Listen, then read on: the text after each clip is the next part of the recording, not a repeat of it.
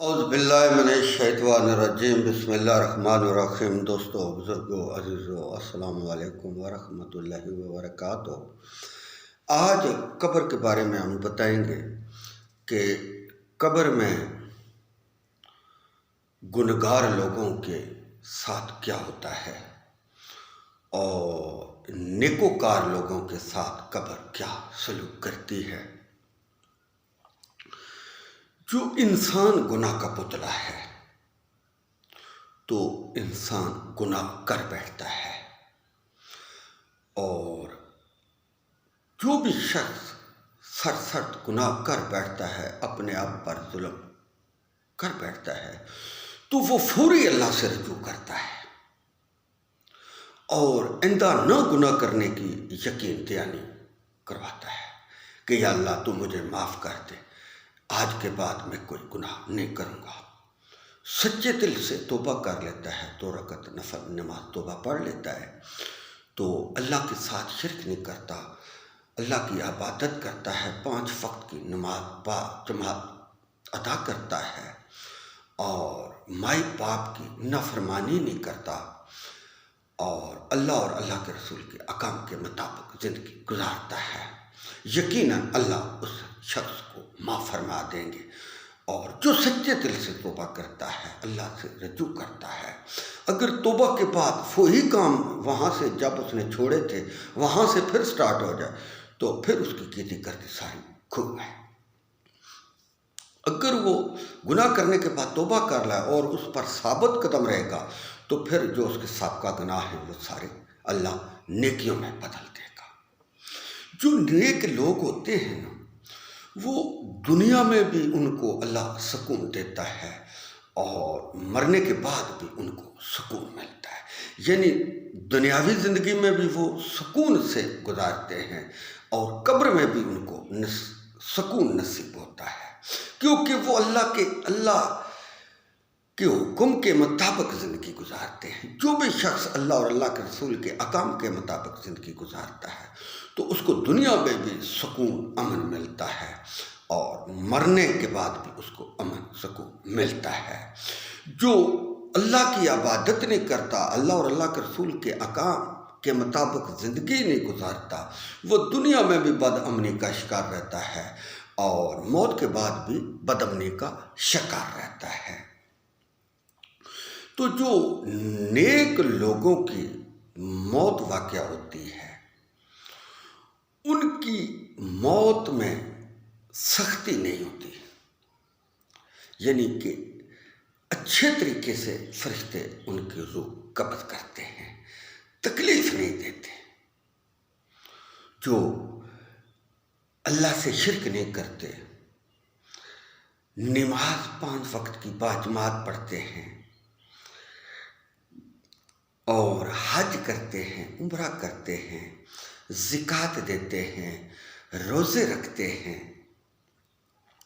اور مخلوق خدا پر ظلم نہیں کرتے، والدین کی دل و جان سے محبت پیار ان کے ہر چیز احسان کرتے ہیں، تو ایسے لوگ قبر میں بڑے سکون آرام سے رہتے ہیں اور موت کی سختی ان پر کم ہو جاتی ہے۔ موت کی اتنی سختی ہے کہ اگر انسان کے پاس سے سمندر یا نہر گزرتی ہو تو مرنے والا وہ بھی چھینک لگا کے وہ سب پی جائے تو پھر بھی اس کی موت کی تلخی ختم نہیں ہوتی۔ تو نیک آدمی جو ہوتا ہے نا، اس کی روح بڑے پیار سے فرشتے قبض کرتے ہیں اور پھر اس کو جنت میں اللہ رب العزت کے عرش کے نیچے لے جا کر تو پھر اس کو جنت میں چھوڑ دیتے ہیں، اور وہاں وہ پھرتی ترتی اور وہاں اپنے رشتہ داروں سے غیر رشتہ داروں سے وہ ملتی جلتی ہے اور دنیا کے حالات بتاتی ہے کہ فلانا یہ کام کر رہا تھا، فلانا یہ کام کر رہا تھا، فلانا یہ کام کر رہا تھا، فلانا فوت ہو گیا ہے۔ اور جب وہ یہ کہتا ہے نا کہ مرنے والے کی جو تازی روح جاتی ہے جنت کے باغوں میں، تو اس کی اپنے رشتہ داروں کے ساتھ ملاقات ہوتی ہے وہاں. تو وہ وہاں جا کر نا تو پھر وہ لوگ جو روحیں ہوتی ہیں پرانی جو آگے گئی ہوتی ہیں وہ سب گٹھی ہو جاتی ہیں اور اس کو ملنے کے لیے آتی ہیں. تو جب وہ ملنے کے لیے آتی ہیں تو اگر ان کے گاؤں کا ہو، ان کے شہر کا ہو، ان کا واقف ہو، تو پھر اس سے وہ یہ سوال کرتی ہیں کہ ہمارا باپ تھا، ہمارا بھائی تھا، ہمارا بیٹا تھا، ہماری والدہ تھی، ہماری خالہ تھی، ہمارے چاچو تھے، ہماری تائی تھی. جو بھی قریب کے رشتہ دار ہوتے ہیں یا گاؤں کے لوگ ہوتے ہیں ان کے بارے میں وہ پوچھتے ہیں. تو وہ روح جو ہوتی ہے وہ سارے حالات ان کو بتاتی ہے.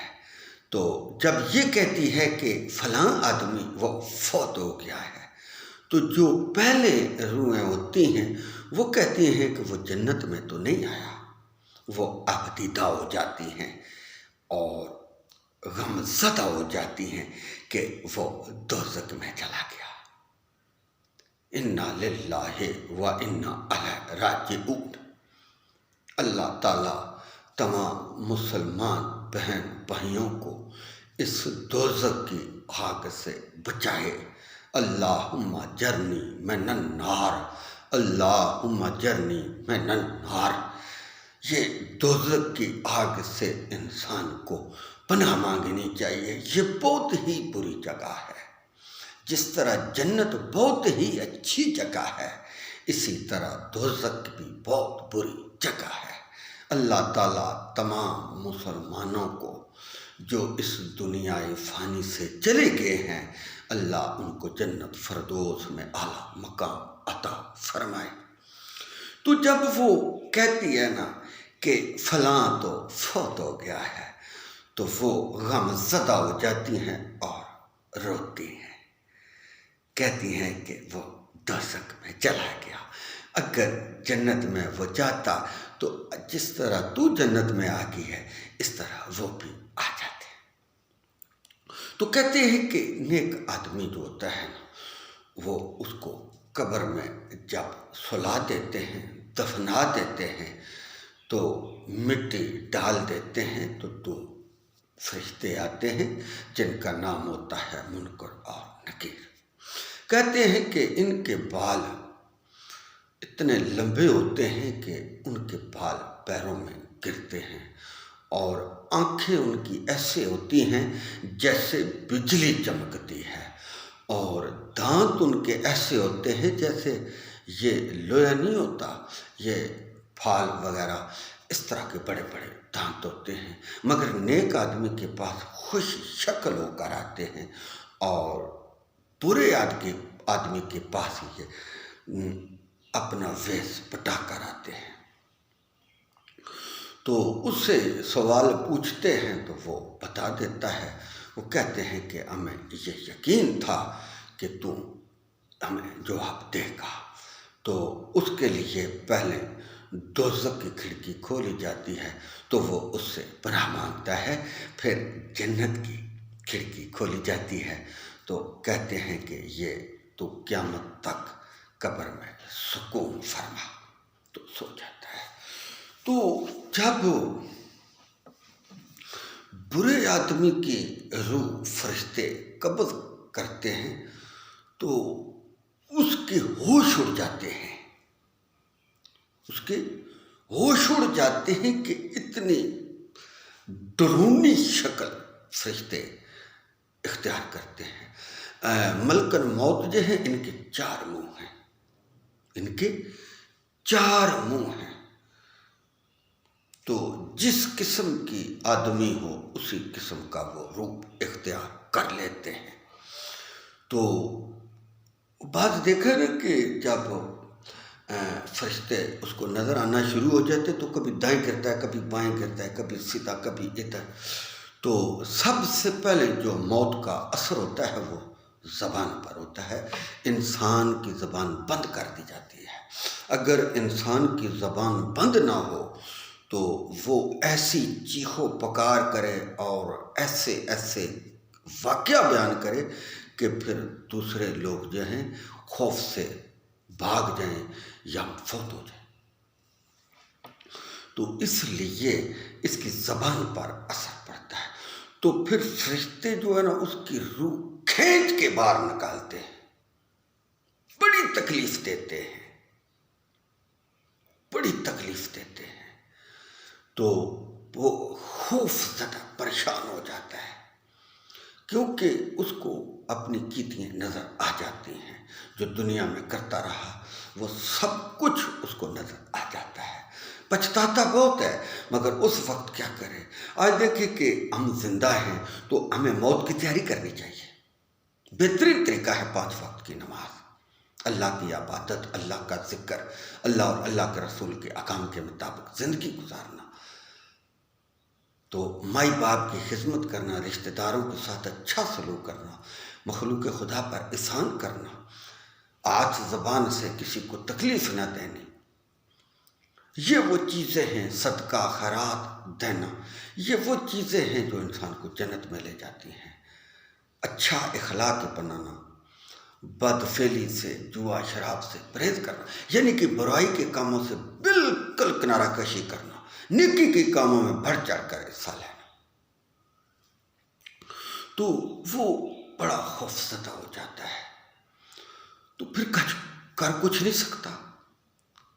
اللہ کو کوئی مخلوق زیر نہیں کر سکتی۔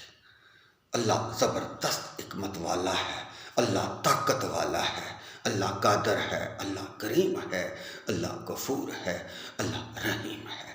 تمام مخلوق اللہ کی محتاج ہے، اللہ کسی کا محتاج نہیں ہے۔ تمام مخلوق بھی اللہ کی نافرمان ہو جائے تو اللہ کا کچھ نہیں بگاڑ سکتی۔ اللہ ہر چیز سے پاک ہے، رشتوں سے پاک ہے، اونگ سے پاک ہے، کھانے سے پاک ہے، پینے سے پاک ہے، اولاد سے پاک ہے، بیوی سے پاک ہے۔ ہر چیز پر نظر اللہ کی ہے، ہر چیز کو احاطے کیا ہوا ہے اللہ۔ بریک سے بریک چیز کو بھی اللہ دیکھتا ہے۔ ایک چونٹی زمین پر چل رہی ہے، ایک مچھلی سمندر میں انڈے دے رہی ہے، دونوں کو یکساں اللہ دیکھ رہا ہے۔ کوئی چیز اللہ سے نہیں چھپی ہوئی، نہ کوئی چھپا سکتا ہے۔ جو ہمارے دل میں ایک راز ہے، ہم بات بھی نہیں کرتے، ہمارے دل کے اندر جو کچھ بھی ہے، سوچ ہے، کوئی چیز بھی ہے، اللہ اس سے واقف ہے۔ اللہ قادر، کریم، غفور، رحیم ہے اور رب العالمین ہے۔ نبی صلی اللہ علیہ وسلم اللہ کے بندے اور اللہ کے رسول ہیں اور رحمت للعالمین ہیں۔ تو اس کی روح فرشتے بڑی شدت سے نکالتے ہیں، تو وہاں وہ کچھ نہیں کر سکتا، مجبور ہو جاتا ہے، لاچار ہو جاتا ہے، پریشان ہو جاتا ہے، تو تنہا ہو جاتا ہے۔ جو اس کے قریب کے ساتھی ہوتے ہیں وہ بھی اس کو تنہا چھوڑ جاتے ہیں۔ قبر ایک ایسا مقام ہے جہاں انسان اکیلا ہے۔ جنت میں بھی لوگ ساتھ ہوں گے، دوزخ میں بھی لوگ ساتھ ہوں گے۔ اگر جنت میں گیا تو تب بھی لوگ ساتھ ہوں گے، دوزخ میں گیا تو تب بھی ساتھ ہوں گے۔ لیکن قبر ایک ایسا خوفناک گھر ہے، خوفناک، اکیلا، اندھیری کوٹھلی اور کیڑے مکوڑوں کا گھر، سانپوں کا گھر۔ جتنی بھی زہریلی مخلوق ہے اللہ اس کو حکم دے دیتا ہے، وہ قبر کے اندر چلی جاتی ہے، ٹولیاں در ٹولیاں قبر کے اندر۔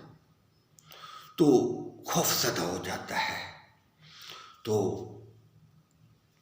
لوگ اس کو دفن کر کے قریب کے رشتہ دار، بیٹے بیٹیاں، بیوی، والد والدہ، تائے چاچے، دوست یار، سب اس کو تنہا کر کے چھوڑ جاتے ہیں۔ اس کے ساتھ پھر کون ہوتا ہے؟ اللہ، جو دنیا میں اللہ کو بلائی رکھتا ہے، آخرت میں بھی اس کا ساتھ اللہ کا ہے، دنیا میں بھی ساتھ اللہ کا ہے۔ تو پھر مخلوق سے دل کیا لگانا جو ہمیں اکیلا چھوڑ جاتی ہے۔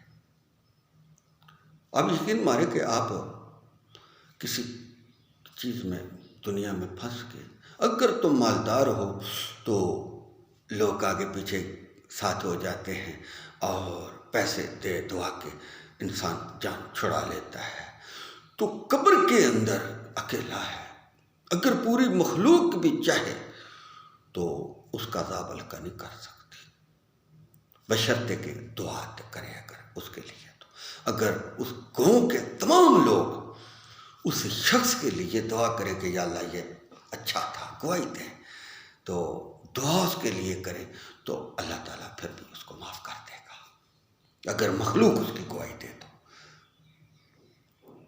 دیکھو نا یار، کرتے ہیں، اسی لیے کہتے ہیں کہ موئے بندے کی بدخوئی مت کرو، اس کے گناہ جو ہے دنیا میں پبلک مت کرو۔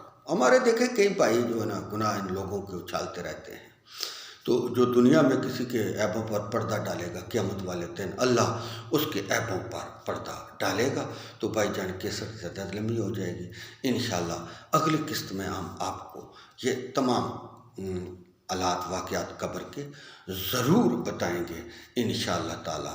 سیدھا راستہ وہی ہے جو اللہ اور اللہ کے رسول نے بتایا، باقی سب راستے ٹیڑھے ہیں، ان کی کوئی حیثیت نہیں۔ پھر پھرا کے جنت میں یعنی کہ دوزخ کا مزہ چکھ کر عقل مند سیاںا یقیناً سیدھے راستے پر وہ شخص ہے جو نبی صلی اللہ علیہ وسلم کی سنت کے مطابق زندگی گزار کر اس دنیا فانی سے چلا جاتا ہے۔